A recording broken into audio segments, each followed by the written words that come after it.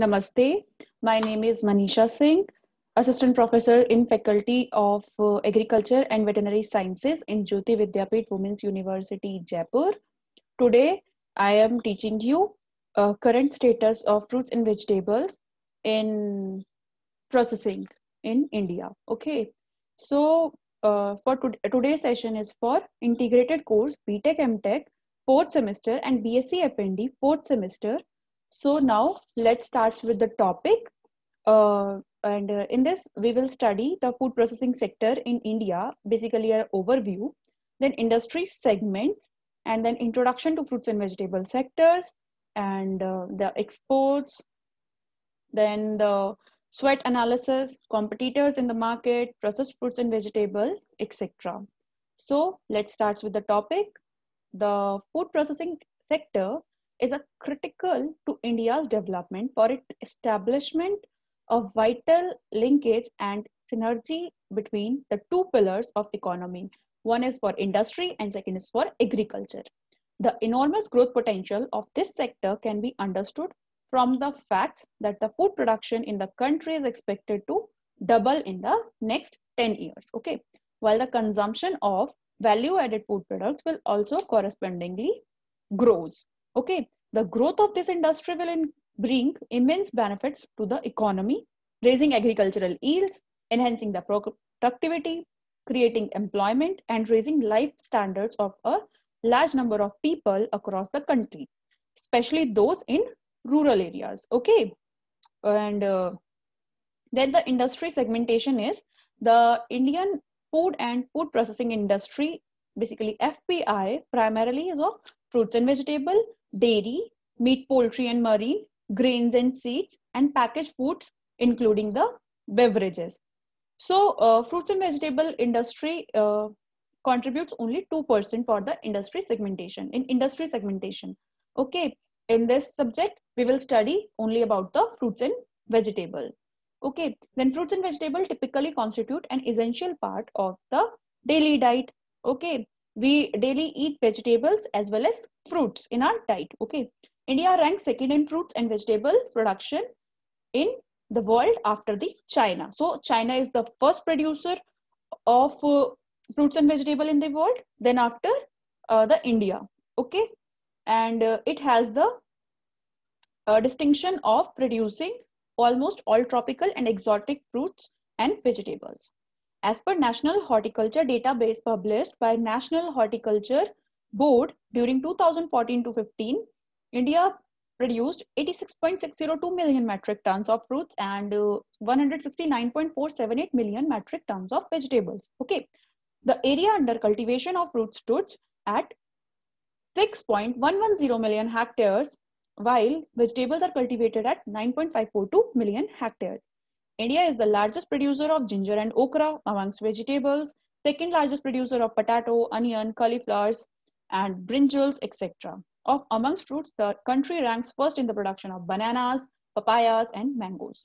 Okay, so India, with its current production of around 86 million metric tons of fruit, and about 8% of the world's fruit production, the growth rate is the fruit production is 3.9% per annum, fruit processing sector is 20% per annum, frozen fruits and vegetables is 121% per annum, and dehydrated fruits and vegetable is 24% per annum. So 15% of the world's production of vegetable is done in India. Okay, the current production level is over 170 million metric tons for vegetable. The total area under vegetable cultivation is around 9.5 million hectares, which is 3% of the total area under cultivation in the country. In case of vegetables, tomato, potato, onion, cabbage, cauliflower account for around 60% of the total vegetable production in the country. So, the globe of fruits and vegetable industry. Diverse climate ensures availability of all varieties of fruits and vegetables in India. The total production of fruits and vegetable in the world is around 410 metric tons, while there are almost 180 families of fruits that are grown all over the world. Citrus fruits constitute around 20% of world's total fruit production. On average of 40% is in developing and 70% in developed countries, against India only 2 to 2.5%. The value addition in China is 23%, Philippines is 40%, UK 200%, and India is only 20%. Okay. So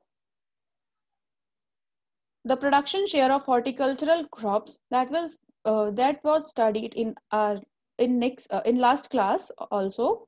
So the revolutions of agricultural products, we very well known. The white revolution is for the production of milk, golden revolution is for honey, golden fiber is for jute, blue revolution is for fish, green revolution is for food grains, wheat, cereals, leguminous plants, gray revolution is for fertilizers, red revolution is for meat and tomato, and round revolution is for potatoes, silver fiber revolution is for cotton, silver revolution is for egg and poultry, and yellow revolution is for oil seeds. Okay, so India's production is the horticultural crops in the country presently covers 17.19 million hectares of land. India is the largest producer of banana and mango in the world and has fifth position in the production of pineapple and sixth in the production of orange and 10th in the production of the apple. Okay, so India is the largest producer of ginger and okra amongst vegetables and ranks second in potatoes, onions, cauliflowers, brinjal, cabbage, etc. So we already studied about the classification of fruits and vegetables and their exports. So in today's session, we will discuss about the GDP of fruits and vegetable. Horticulture accounts for 30% of India's agricultural GDP from 8.5% of the cropped area. India's major exports include onion, mango, pulp, fresh mangoes, dried walnuts, and fresh grapes. India's biggest export markets are South Asian and Middle East countries. India's share in the global market is insignificant. It accounts for 1.7% of the global trade in vegetables and 0.5% in fruits. Though India's share in the global market is still nearly 1% only, there is increasing acceptance of horticulture produced from the country. This has occurred due to concurrent developments in the areas of state-of-the-art, cold chain infrastructure, and quality assurance measures. So the following fruits and vegetables are commonly processed. Number one is green peas. You are very well known that there are a lot of frozen peas available in the market. Tomatoes for puree, ketchup, sauce, snacks dressing, etc. Selected varieties of potatoes using for flakes, French fries, chips, etc. White onion is used for the dehydration, and a range of vegetables for cut vegetables, frozen vegetables, and pickling. For example, there are minimally processed fruit products and vegetable products are available in the market, especially in marts. And then frozen vegetables, examples are the green peas, cauliflower, and frozen corn, etc. And pickling, there are lots of pickles available in the market. For example, green chilies, tomatoes, cucumber, and sauerkraut, etc. Then certain mango varieties are for slices, pulp, and pickle making. And the mango variety, raw mangoes are used for pickling. Then pineapples for slices, and tidbits and juice making. Then certain banana and jackfruit varieties for flakes making. Citrus, strawberry, pineapple, apples, plum, peaches, and mixed fruits for jam, jellies, and marmalade. Guava and custard apple for ice cream. Apple, nectarine, guava, passion fruits, etc. for RTS drinks. Then apricots as dry fruit, peach for peach halves, in sugar syrup, walnut, almond, cashew as dry fruits, and value added products. And then spices like chili, ginger, turmeric, pepper, corianders, cumins, isabgol, saffron, and vanilla. Then competition in fruits and vegetable industry. So processed forms of fruits and vegetable in India include the jams, juices, pickles, chutney, and fruit concentrates, etc. While the fresh fruits and vegetable market is highly unorganized with local farmers, wholesalers, and intermediaries selling directly to the customers, the processed fruits and vegetable market is somewhat organized with presence of national and international players. So there are various companies or brands which are producing numerous products. For example, Kisan or Hull, that is, they produces jam, ketchup, sauces, spreads, fruit juices. Mother Dairy, especially Safal, produces frozen fruits and vegetable. Examples are peas, carrots, etc. Then Priya Foods produces pickles, chutney, fruit pulp. Kramika produces sauces, condiments, bread dips, and syrups. Namdhari Press produces packaged fruits and vegetables and exotic vegetables. Then Reliance Fresh have some fresh fruits and vegetables. Parle Agro produces ready-to-serve and juice products. Then Mapro, it also produces jam, squash, and cordial.